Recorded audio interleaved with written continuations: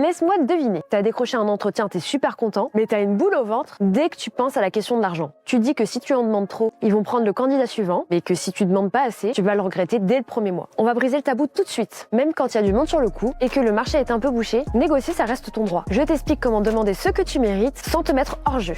Première chose, n'y va pas au talent. Si tu sors un chiffre au pif, c'est perdu. Il faut que tu regardes combien les gens gagnent vraiment pour ce poste dans ta ville, va sur Glassdoor ou demande à des anciens de ton école. Même si tu as peur qu'il y ait beaucoup de concurrence, ton but c'est d'être dans la juste moyenne. Et surtout, petit conseil, parle toujours en brut annuel. Si tu maîtrises tes chiffres, tu montres que tu es pro, que tu sais ce que tu veux. C'est la base.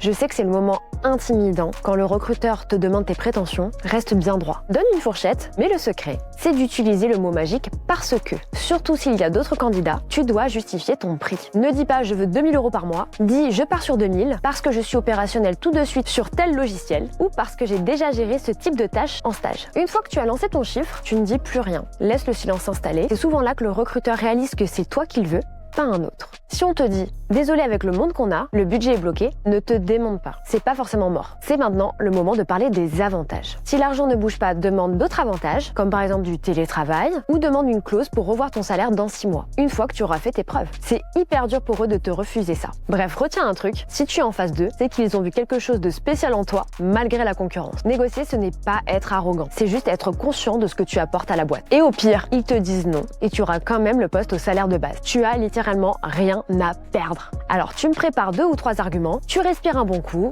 et va chercher ce que tu mérites. Dis-moi la question qui te fait le plus peur en entretien, en commentaire, et on essaiera d'y répondre ensemble. En attendant, n'hésite pas à contacter nos conseillers, ils sauront t'aider. Et n'hésite pas à t'abonner à notre chaîne YouTube, on te donne plein de conseils. À bientôt!